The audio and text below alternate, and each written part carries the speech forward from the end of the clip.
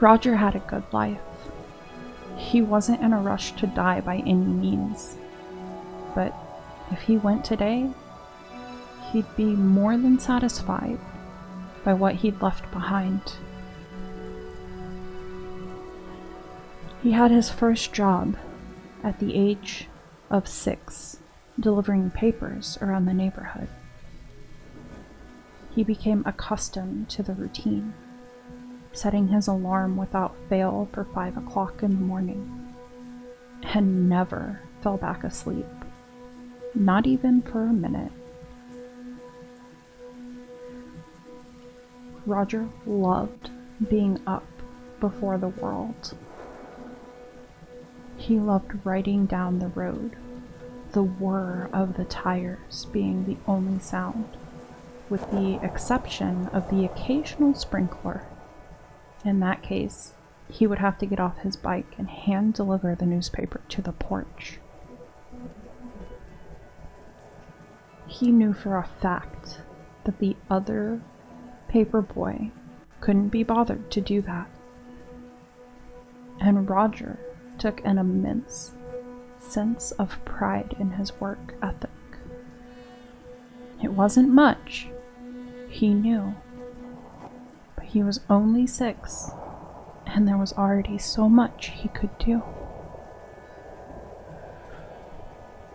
It was during one of these drop-offs that Roger took a nasty fall. No matter how many times his mother warned him not to run if the ground was wet, this was just one of those lessons kids have to learn themselves. He then figured he couldn't have been out for more than a couple of minutes at most. But the sun was already brighter. A lot brighter, actually. Roger squinted against the August sun and slowly got to his feet. He held his hand in front of his face, but all he saw were 5 fuzzy hot dogs. After laughing for a good minute about making such a funny comparison, he sat down on the front steps of the house and picked up the newspaper. This would serve as a good eye test as any, and once the letters on the front page had stopped moving, the self-appointed best paper boy was on his way again.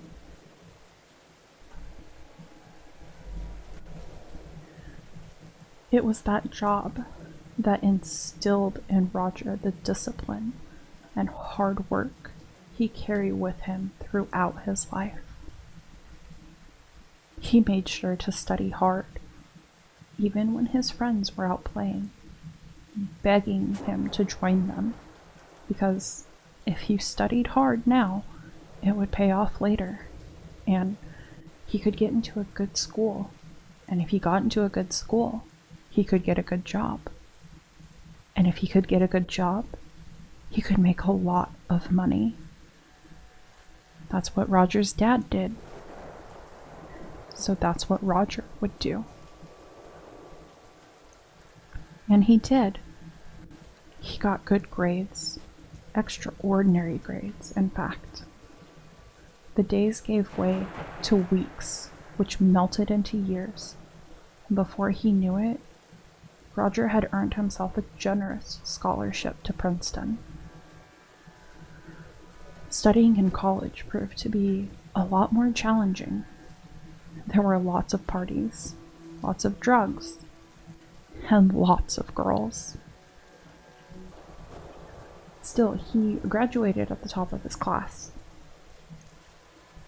His college graduation was one of the best days of his life.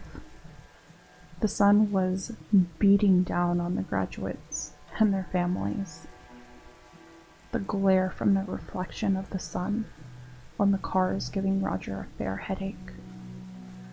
But he barely noticed. It was a perfect day, made only better by the introduction to Judith, the daughter of a family friend, who would come to accompany Roger for the better part of 55 years as his wife.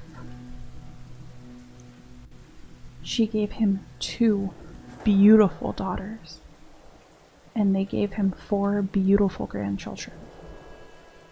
If he tried to pick out a favorite memory between all the Christmases and birthdays, he would be hard-pressed.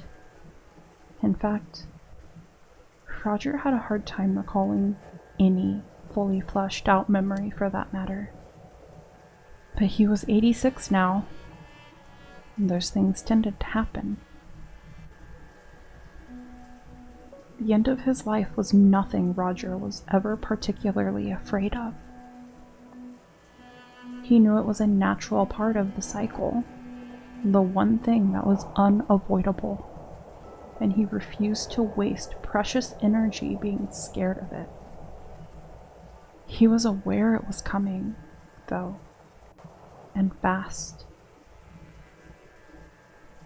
He could only pretend for so long that the ever-sprouting aches and pains were from a lousy night's sleep. The medications were doing nothing but buying time, and Roger felt good and ready to cash in. He had a near-perfect day, spending it out in the garden under the blazing sun, working up quite the dehydration headache. That hardly mattered now. After he ate what he knew would be his final meal, a can of SpaghettiOs and a well-done grilled cheese, locked up and went upstairs to brush his teeth and lay down for what he knew would be the final time. Roger couldn't help but smile as his eyes grew tired. More tired than they had ever been in his whole life. His whole wonderful, exquisite life. It was the beeping that Roger noticed first. The steady, rhythmic sound filled his ears while his eyes pried open. First one, then the other. The light was unbearable, but before he could shut them again, there was a soft click and the light was gone. As his eyes adjusted and strained to make sense of what shapes around him, Roger became confused. This wasn't heaven, was it?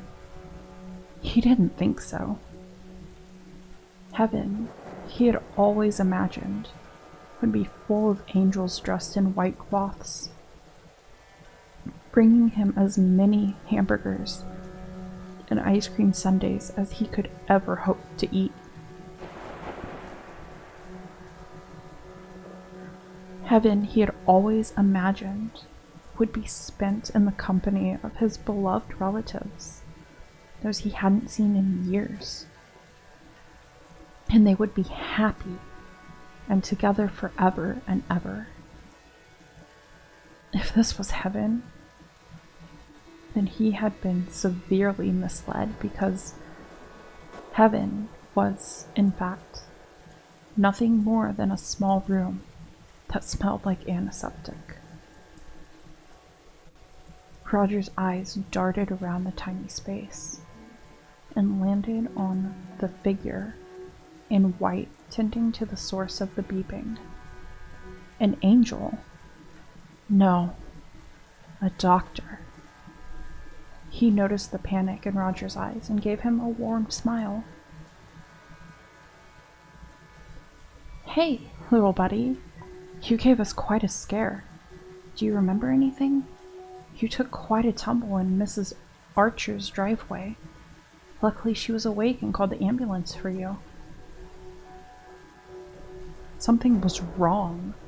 Something was terribly wrong. Little buddy?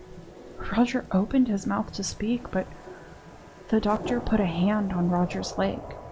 and gave a reassuring pat. You've been in a coma for about a week now, but seeing as you're an otherwise healthy 6-year-old, I think you're going to be just fine.